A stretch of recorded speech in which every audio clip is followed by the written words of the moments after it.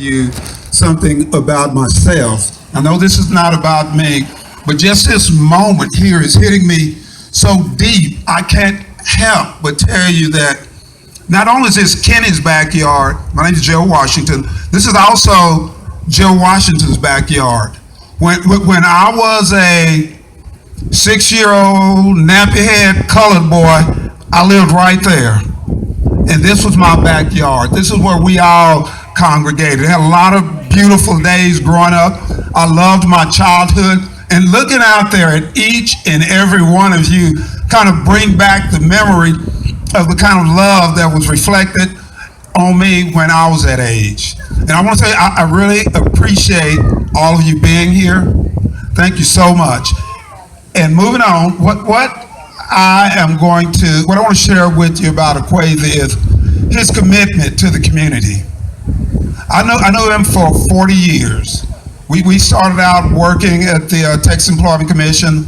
Then we started doing all kind of fun things like starting the march here in Austin for Dr. King, work with him and other folks to bring Kwanzaa to Austin. And as Nelson knows, it was always, from Akwasi's point of view, it was always a we. There was no I. He'd be the leader, but he let everybody know that it takes a team to get anything done. The other thing that I'd like for you to know about him is the brother is here with us tonight, and he's smiling at you guys for being here. Is that Neil up there? How you doing, sir? Yeah. So now we're not ready for you. They told me, I just want to make sure you are. Okay. But I got to say this, because I've been doing this a lot. What I missed the most about the brother, we were so tight. He'd be out there doing all he can to save lives, to help people out, to fight injustice. And he'd come home late at night, and he'd call me, and I miss the brother's calls right now. He'd call me up, I'd answer the phone, and he'd say, wash, wash, wash. And I miss that. I miss hearing him say wash. And again, I could go on and on and on, but unfortunately, Macmillan and some of these other great folks, they reminded me this is about the art. This is about the music. One of the brothers that I'm going to bring up right now is a very dear friend of mine. He worked with Akwasi and a lot of folks, just like Akwasi. Whenever there is injustice, they say, who you going to call? Not Ghostbusters. You call Akwasi Evans or you call Nelson Linder. And I'd like to bring Brother Nelson Linder up with the NAACP. Thank you. Beer joints, Miss Mary's Hot Sauce Kitchen. I knew Akwasi. Wait a minute, hold on.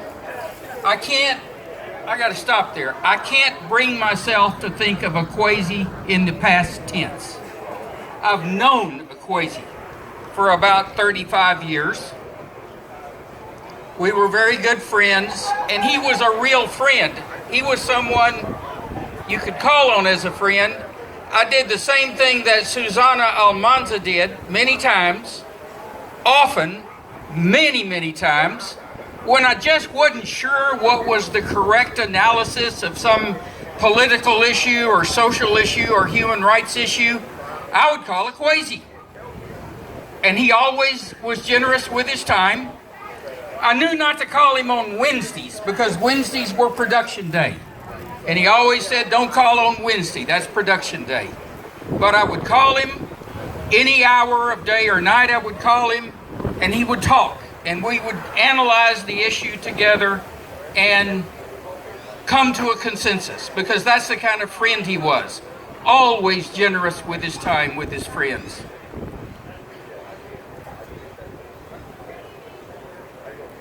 I can't think of Akwasi as gone because he's here. Whenever people are speaking truth to power, Akwasi will be there. Whenever people are opposing racism, whenever people are speaking out against the greedy gentrification, forcing working class black people out of their homes in East Austin, Akwasi will be there. Whenever people are opposing sexism, racism, anti-LGBT discrimination, homophobia, opposing income inequality, fighting for justice, fighting for equality, fighting for freedom. Akwasi Evans is there. And we can all cherish not only his memory, but his spirit that lives on and will always be there to motivate not only all of us here, but those who will come after us for a long time to come. Thank you, Joe. Thank you very much for being here. Well, I appreciate you. You been staying away from that tennis? Yeah, right. Son, Christian Washington. Chris, thanks for being here. How y'all doing, East Austin? Okay. So, as my dad mentioned, Akwasi, I definitely saw him. I viewed him as my uncle. A lot of y'all probably didn't know that, but he touched a lot of people's lives, a lot of young men's lives like mine, and I guess helped bring us up. So I definitely had that respect. I had that love for him in my heart. And one of the things that I admired most about my Uncle Akwasi is that, he was a fighter. He was a warrior. He would speak up when other people wouldn't. And I feel like this song that I'm about to play, I was really racking my brains thinking about what song I wanted to play, and this one spoke to me. It's called "Oh Pirates" by Bob Marley.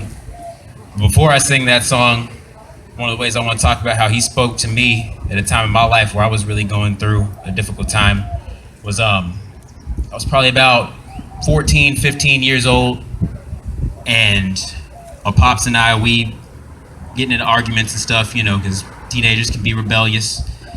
And he showed up at the house one day unexpected. And I answered the door. I said, "Hey, what's going on, Uncle Akwasi?" He said, "Come on, young man, I need to talk to you for a minute." So I stepped outside, and he hands me this little sewing kit. It's got some needle and thread and stuff. And I said, "Oh, Unc, what is this? What is this?" He said, "Man, you need to mend what you tore. And life is too short. It's about fixing the things that are broken, about fixing the things that are torn in your life." So I always carry that around with me. And if I don't physically have that little memento in my hand, then I always carry that in my heart. And so with that being said, I'm gonna go ahead and sing this song. Thank you.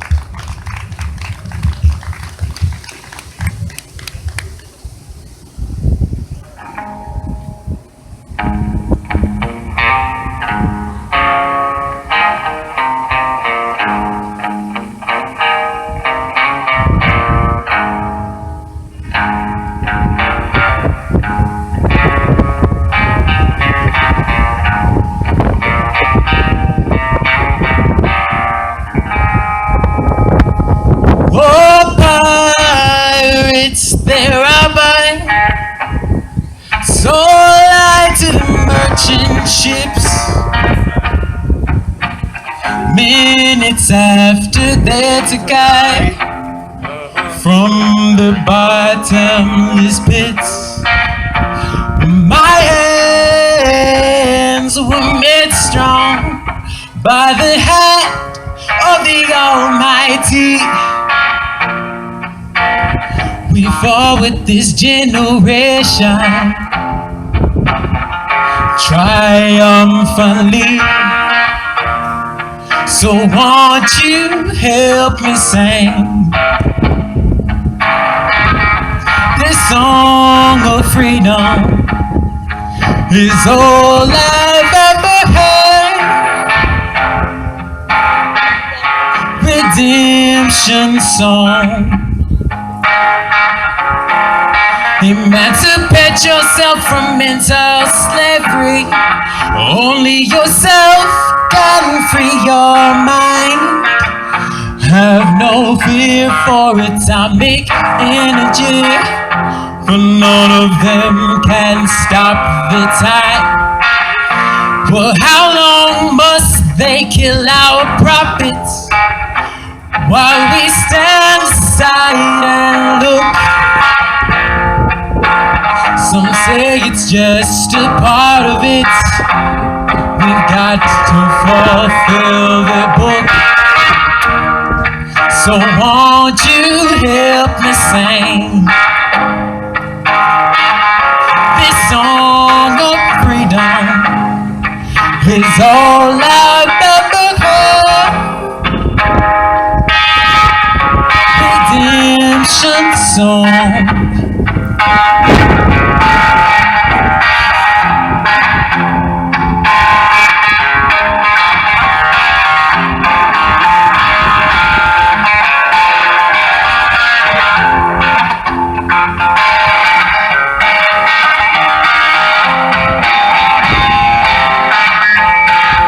Emancipate yourself from mental slavery. Only yourself can free your mind. Have no fear for atomic energy, for none of them can stop the time. For how long must they kill our prophets while we stand aside and look? Some say it's just a part of it, for we've got to fulfill the book. So won't you help me sing this song of freedom? Is all I've ever heard. Redemption song is all I've ever heard. This song of freedom is all I've ever heard. Redemption song. Redemption song. Redemption song.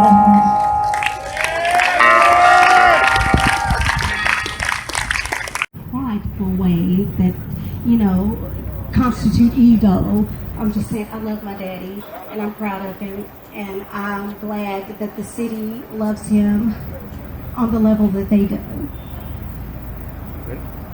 And I'm going to be doing some of my original music tonight. I'm a songwriter and a vocalist, and I'll be honest too, I've had a lot of turmoil with that because my stuff, you know, I grew up under my parents, and my parents were strict, especially my mom. So it's like my material is very grown up, you know. So, you know, it's like I was nervous about doing it here because I felt like I should be doing something else. But it's like I have to do what I do, and I have to do me.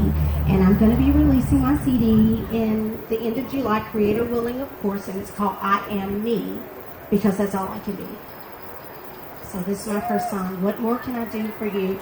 And all the songs I wrote myself, and I recorded myself at home as well. But it's a part of me that I want to pass on to everybody, because it's a part of me that was passed on from my parents, who were both writers.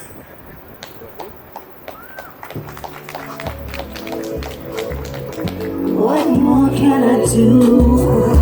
What more can I do for you? What more can I do? What more can I do for you?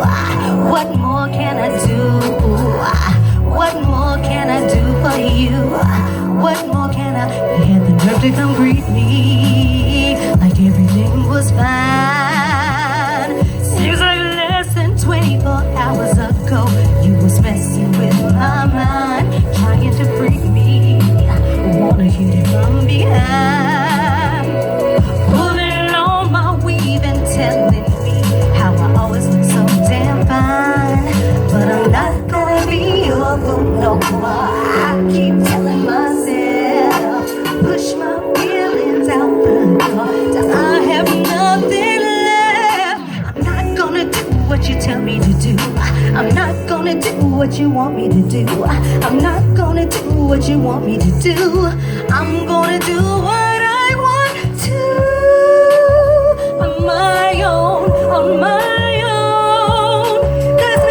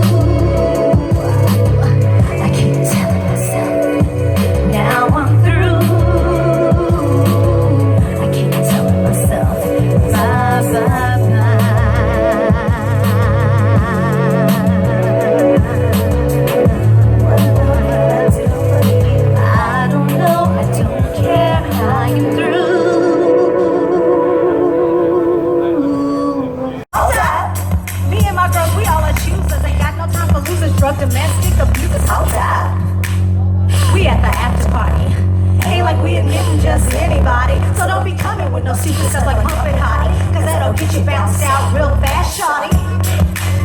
We at the after party. Yeah. We at the after party. You know what? After the party. Welcome to the after party. After the party.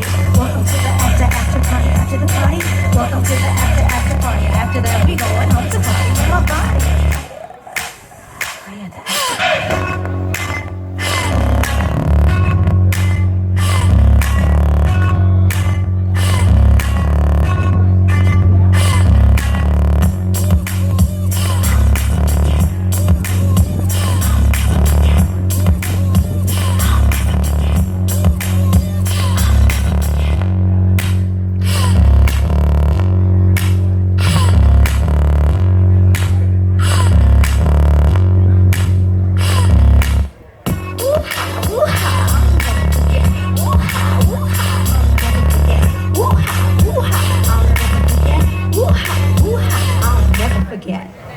Thank you. I love you, Austin. And I'd like to officially say hi to my daddy's best friends.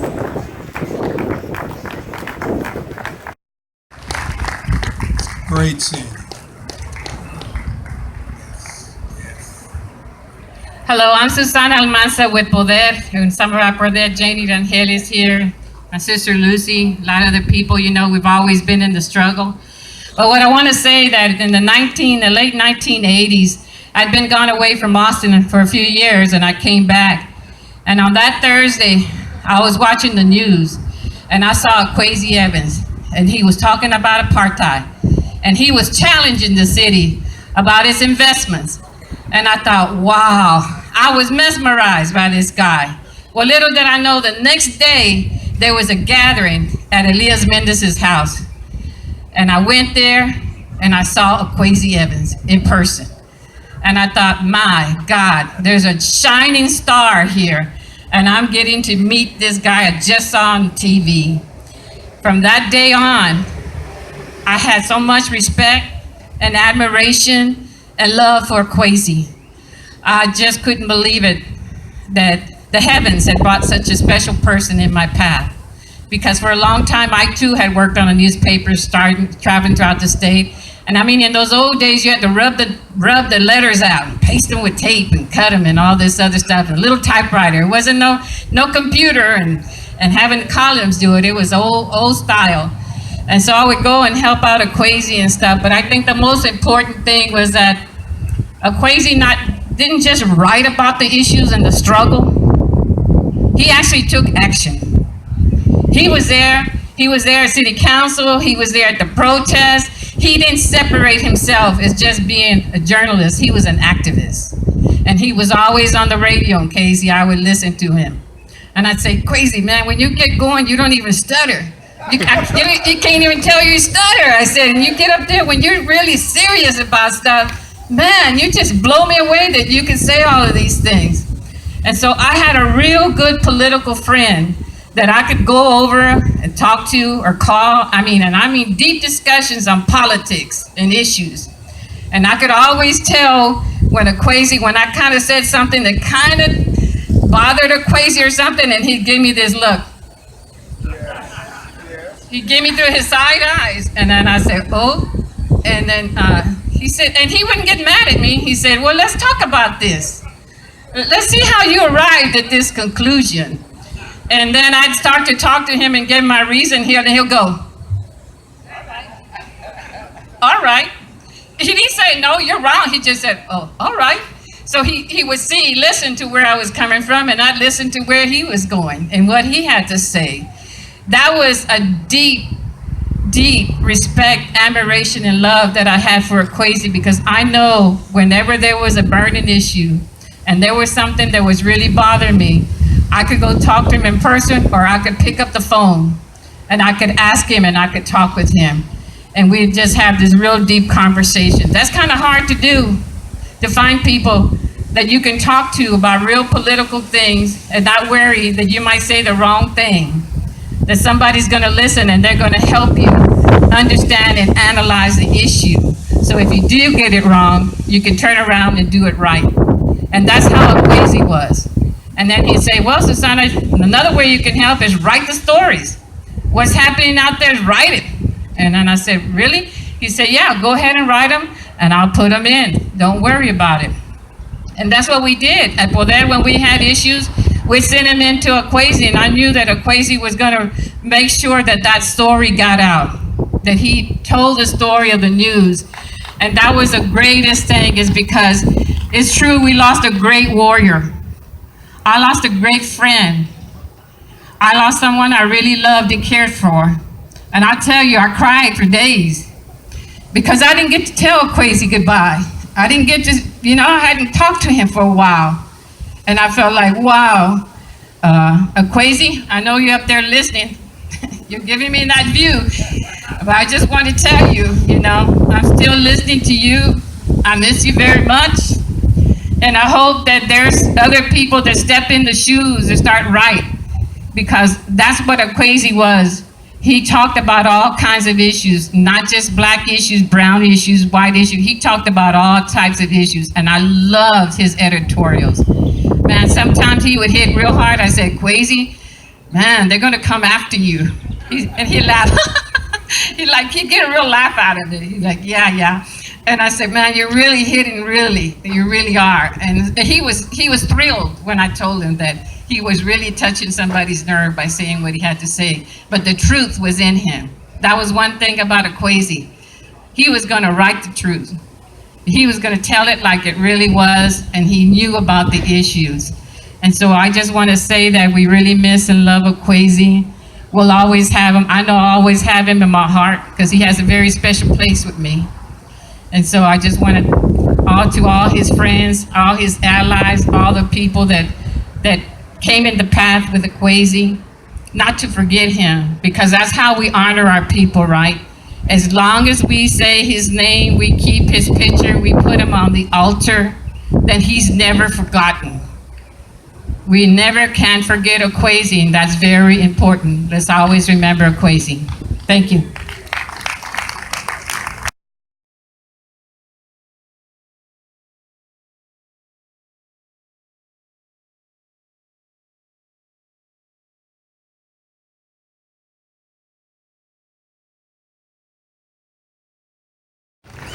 I told Neil to keep it short, the proclamation. He said he has to read all the words. So I'm speeding up so you guys will listen to him. Thank you. Thanks, bro. No problem.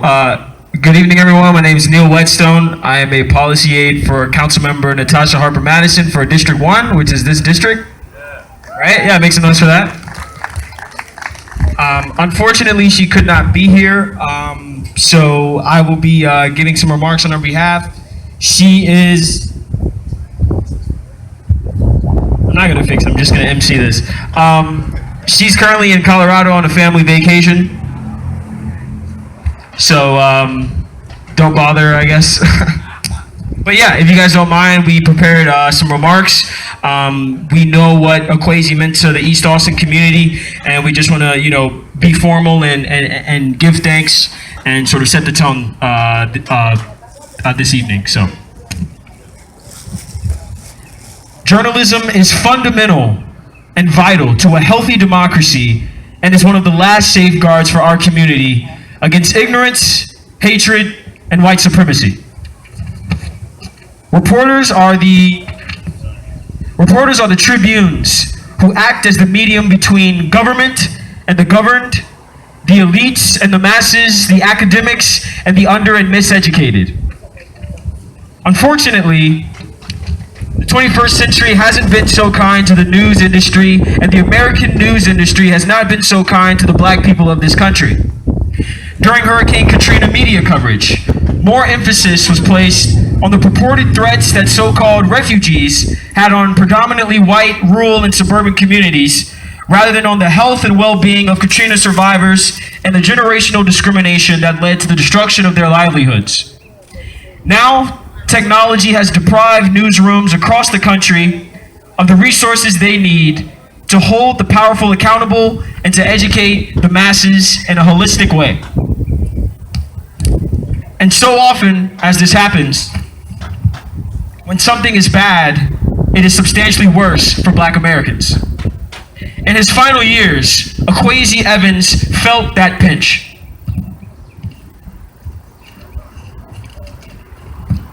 But he always remained a champion of Austin's Black community. And so he accepted the challenge of creating a narrative for that community, by that community. In August of 2017, Akwasi published an SOS. He acknowledged that NACOA, the platform he built up to be Black Austin's watchdog, had fallen on hard times. But he stood defiant and made the case for readers to contribute to the cause and for advertisers to recognize the paper's unique audience. And I quote, "We haven't done a better job than anyone else," Akwasi modestly conceded, "but we have definitely done jobs most other newspapers wouldn't touch with a 10-foot pencil." For more than 30 years, Akwasi worked tirelessly to give an outlet and a platform to voices and perspectives that would have otherwise gone ignored by many other media outlets in this city. NACOA provided both a mirror for East Austinites and a window into our community for our neighbors. So the passing of Akwasi Evans was a huge loss for this entire city. He was cut from the same cloth that has provided us more than a century of fearless Black journalists. From Samuel Cornish and John Brown Russwurm. Sorry guys, this one is killing me. There we go. Who founded the first Black newspaper in the United States, to Frederick Douglass, Marcus Garvey, and Ida B. Wells. Akwasi wasn't the first, and he certainly will not be the last. As he wrote in that 2017 article, and I quote, "We fight for the underdog, work to uplift the underprivileged, investigate injustices and challenge lies with truth." Malcolm X understood, maybe better than anyone else, that our community must break the chains of American chattel slavery and imperialism by beginning to control the affairs of our own community. Media and journalism are essential to this. NACOA gave the Black community in Austin the ability to do just that, to control and dictate what people were going to see, what people were going to read, and what people were going to think about when Black people were discussed in media. I have no doubts that Mr. Akwasi Evans intended for NACOA to embody X's vision for our people in some form or another. To fight racism and imperialism with self-determination and self-love. To counteract a racist, ratings, and profit-driven media system with an independent, veritable, and community-based media entity.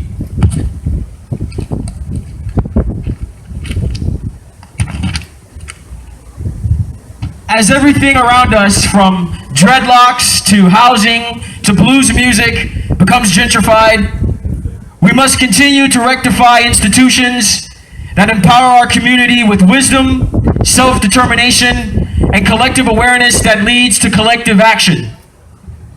So long as we continue to have underdogs, the underprivileged, injustices, and bold-faced lies, we can count on the spirit of journalism that burns so brightly in Akwasi Evans to inspire others to carry on the noble struggle our people must continue to fight day in and day out.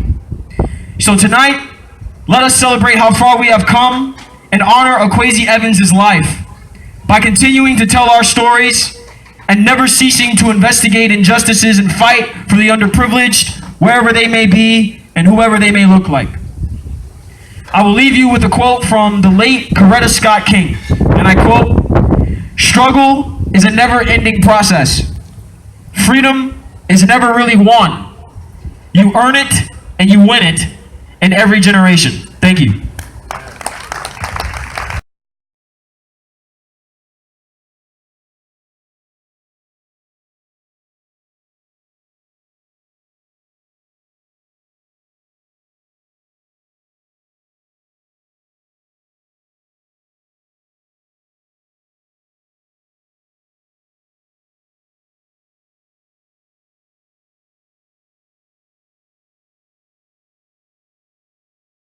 I need. You know what? I'm glad he said that. I'm like, where's the mod? I'm like, okay. Akwasi would call for that too. I definitely want to say thank you guys, Stephanie and all of the organizer of this event, Harold, for allowing your space to be used. Akwasi, I have only known him a short period of time. My name is Nefertiti Jackman, and I am the executive director of Six Square, Austin's Black Cultural District. But Akwasi and I would have long conversations about the future of our community and what we could do. And he talked and informed me about a lot of the work that he has done in the past. But I recognize Akwasi because he had that same warrior spirit from the people that I have worked with in Houston. He knew a lot of my friends who worked on the death penalty abolition movement in Houston. And so there were other black people in the newspaper business, including my father and others across the country. And he would bring friends by the office, and I knew a lot of these people from the work that I have been doing around the country. I think I wasn't sure what I was going to say, but I think to me what's the most important thing is that we have to remember to honor and support warriors like Akwasi, warriors like Nelson Linder, and others while they are here fighting by themselves.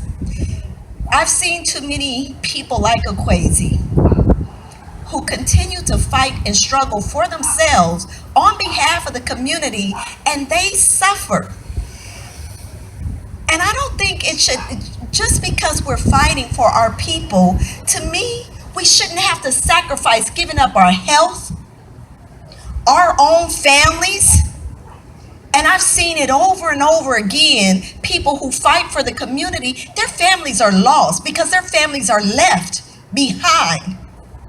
And I say that because I'm also a child of someone who fought so hard for the community, but my father abandoned his own family. I know my father and I love him and I appreciate his work, but the community has to give back too. We have to make sure that these people are taken care of while they're here on this earth. And this is absolutely wonderful. But I've spent over a year trying to locate people to just help Akwasi with a basic website. And that is not hard. But you wouldn't believe how many people told me no. Even though I told them Six Square would pay for it, they said they didn't want anything to do with him. And that was so frustrating to me. And we don't recognize the gems and the jewels that we have in our community until it's too late. But I love you, Akwasi. I will say this, I do have one request for those, of anyone who's interested, because he came to me in November this year and he said, Nefertiti, I think we should put Kwanzaa on. I said, you're right, we should put Kwanzaa on, right? And I was so excited. And then 2 weeks later we said, it's almost December, how are we gonna put Kwanzaa on? So I wanna start early. If anyone, even if we just do one night of Kwanzaa this year, if anyone is interested, I would love to do it in the spirit and memory and honor of Brother Akwasi Evans. So thank you guys. Habari got